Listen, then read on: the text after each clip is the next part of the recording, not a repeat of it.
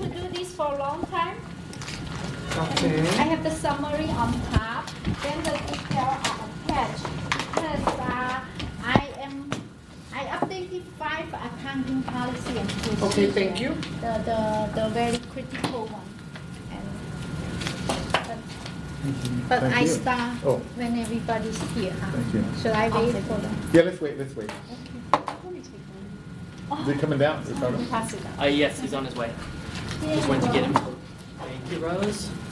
Let's give one to Robert. Okay. And one to our city clerk, deputy. Doing well, thank you. All right, so at this point, before we move on, we close public communication, and we're gonna go and take roll call. Thank you, Mayor. Thank you. Councilmember Baca. Here. Councilmember Garcia. Here.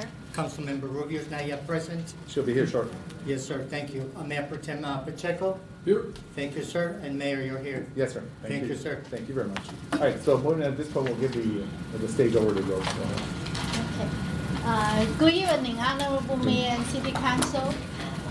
Thank you for allowing me the opportunity here to present you the finance accounting updated policy and procedure. And the city's accounting policy and procedure haven't been updated since 1984. And the auditor also provided a recommendation and asked the city to update those policy and procedure during the last couple audits. And so finally, I have the chance to update all those policy, and I'm going to kind of list them, the purchasing policy and procedures, and which is for purchasing policy services and equipment at the lowest possible cost with quality needed, and to clearly define authority for the purchasing function to follow a practice of ethical and responsible procedures related to purchasing agreements, contracts, and related forms for commitments. The purchase policy describes the principles and procedures that all staff shall adhere to in the completion of their responsibilities. So I have attached the details of all the equipment, yes. And then also the affidavit that bidder need to sign, and also the contractor or the consultant should sign and submit it along with their agreement or contracts. So you will see the detailed information attached. And the top is a summary page. And at any point, any moment you have questions, feel free to ask or interrupt me. I have a question. Yes. Because you had mentioned, it said something here about, I just start the purchasing policy. yes, And I am presenting 5 of them. okay. Now, I have a question. Yes. Upon the event, how do you account for it in the general fund? Let's just say, because I always have a hard time with distinguishing that, and I think Yes. I've asked you and maybe even Sam many times. Yes. When you get a grant, I know that it goes into the general fund. Is there a separate fund that is kept for that particular grant so that we see where all the monies went in conjunction with receiving that money for that grant? I can explain that. Whenever we receive a grant from federal or county or state, we set up a special fund, which is 270. Oh, We okay. call all those grant funds. And once in a while, we require matching funds that sometimes can come from special revenue funds such as Measure R or Prop C or Prop A. Sometimes it required to match with general funds. So all the grant funds, we record it in Fund 270. Okay. 2570? 270. Oh, 270, okay. That's called, that fund is set up specifically for grants. Okay. Thank you. All right. Anyone else have any questions? Hi, Susan. Good evening. I'm presenting 5 accounting policy and procedures that the auditor has recommended the city to update, and our accounting policy hasn't been updated since 1984. Yeah. And the items are also on the agenda tonight for approval if you wish to do so. So if you don't have more questions about the purchasing policy, then I can move to the credit card policy. Any questions? If not, we'll move on. Go. No, thank you. Okay, the next policy is for the credit card policy. And this policy is to establish standards and procedures for the use of city-issued credit cards, which include gas card and other charge cards. City credit cards are used to provide an alternative payment method for city officials and designated employees, and to ensure all credit cards under the agreement with the city serve actual business purpose and are monitored by management for compliance. So within these details, and we have an agreement and for the people, whoever receive credit card or any employee or receive gas card, for example, police department, all the police officer, they receive a gas card, and certain department, all department head receive credit cards, and city council receive credit cards, and some of their designated employee might get one. For example, recreation might get one to buy things from Home Depot for building repair and maintenance. And we have the request form and for them to sign that before they receive the credit card, they need to read through the policy and procedure that they will sign. They agree that they have read the procedure and policy, that they agree to follow the compliance and before we release the credit card. And all the details are listed in here. And if the city council approve this tonight, then I will send out all those forms to the employee who already have the credit cards to sign that. And this not included in the old accounting policy and procedure, these forms and agreements. Oh, I didn't, I saw that there's a cap of 24,500, I think, per person that has. 22,500. 500, okay. Per transaction, Per transaction, that's Yes. correct. Is there? up to 2,500. Do you have something in place that tells somebody that they can't wait, that they have to do it within a 30-day window in order Yeah, to? it says there, Okay. they have to return all the receipts and with supporting documentation to finance in order to process, because most of the credit cards that they require you to pay within 13 days. If you don't pay on the due date, then the penalty is most of the time $35 to $45. So we always encourage everybody turn in their credit card statement as soon as they receive, to avoid the $45 or $35 penalty and late fee. So it's written within the policy in details. Okay. I have a question. Does it have in there that if there is like a late fee that has to be paid, that either the employee or the council member or whoever made that late fee would have to pay that fee? It's not in here. However, if the city council want me to add that language there, and I can, right?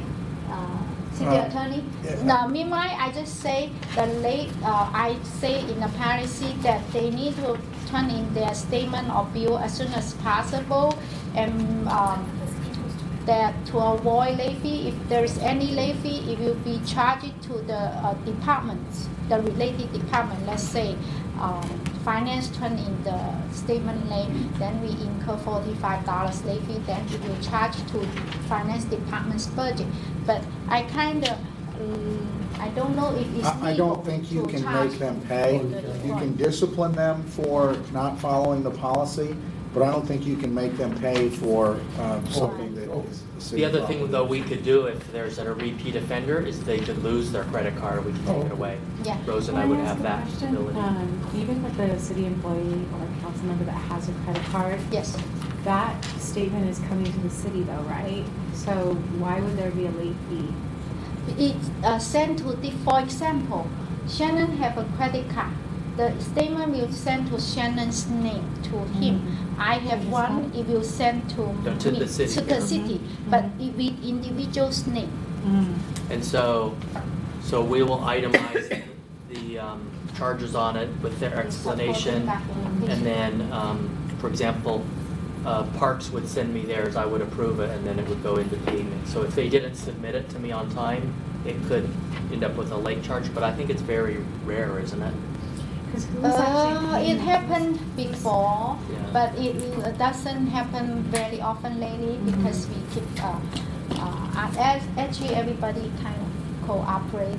But like I said, somewhere I say there can be a disciplinary action if they violate or they don't follow the policy and procedure. That's why they need to sign the agreement and that they have read the policy and procedure, they will comply with the policy and procedure, and it can be a disciplinary action if they don't follow it.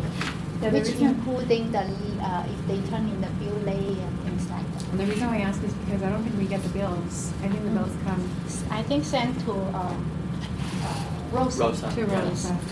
So, The only reason one could be late is if there's some documentation needed and it's not turned in. Like something like this. But I think, since I've been here, I've heard of one being late, and it was, from another department that, ended up not getting the paperwork in on time. I think it's pretty rare. so it's right. Also, generally, the credit card companies, if we call them, if we're a repeat customer, oftentimes will waive the fee. I have a question about reimbursements. Yes. Because I didn't see them in here. We also, this will be in the next policy and procedure, which is Oh, the travel. the travel, okay.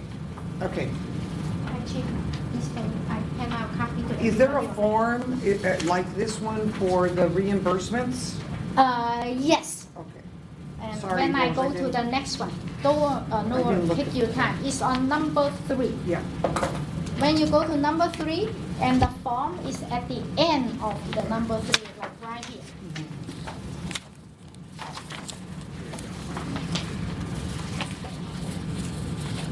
That has all the detail, like if it's airfare or hotel or lodging or conference registration. Upon the event that you lose a receipt, most of us put stuff on credit cards, so we can always go back to if we paid for it with our own personal credit card. But upon the event that it's a receipt for gas and you don't know, you threw it in the car and you don't know what happened to it, how would you deal with something like that? I don't have a credit card. I Yes. don't have a city credit card. But I know that there was one time that I think I handed in a reimbursement receipt. Yes. And for some reason, it was very damaged, and I think either you or Rosa had a hard time reading it. Yes. And so, for example, you charge your credit card or something that you turn in the receipt kind of not readable or damaging, you can kind of go back to your bill Statement. and statement Yeah. and put the amount there. And within my policy procedure, I also stated there in case you lost your receipt or something, and you can do a short memo and put in the justification there when you submit for reimbursement request. Thank you. Because most of the time, those reimbursement is related to conference or you go to a meeting or workshop. So there is always a flyer or whatever there to support you. Let's say your meal and gas, something like that. So which now come to the travel policy and procedure. This policy is to establish guidelines for reasonable allowances for the city officials and employees with traveling or while traveling, including overnight stay on city business. The governing rules for all city travel expenses shall be availability, economy, and convenience and necessity. So all the detail will stay on the number 3. Okay. And if you have any questions, I'm more than happy to answer. And some of the questions you already asked are included in this policy. Okay, thank you. Any questions? You know, I go to number 4. The number 4, the fourth one is for the Federal Awards and Grant Administration. We established this policy procedure and it's mainly for the single audit recommendation, and is for this policy is for overseeing federal awards grants within the guidelines. These guidelines include general concepts and framework for seeking and managing grant programs, identifying roles and responsibilities, and complying with Single Audit Act requirements. And so all the specific rules and regulations are stated in the detail of this policy, which including the federal guideline or state guidelines.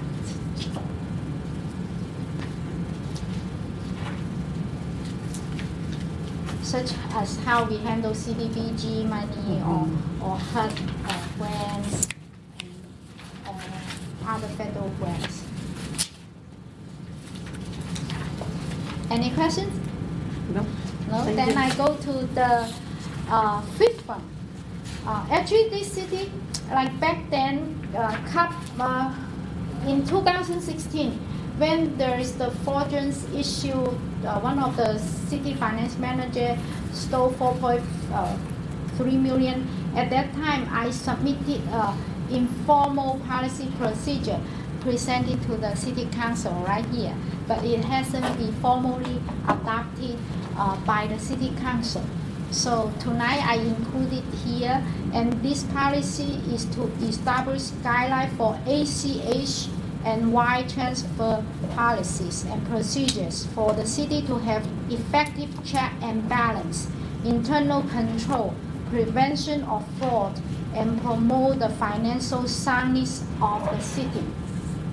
So I have a clear procedure here listed on number 5, and some of the examples, and I can name a couple of them. For example, when we process payroll ACH, and our department, our staff shall not set up the employee's salary rate or benefit in the system, and HR staff set up, let's say we hire somebody or somebody get increased, step increase, they are the ones set up, oh, your rate supposed to be $30 an hour, you should have 1,200 medical health insurance. They will be the one put in the rate.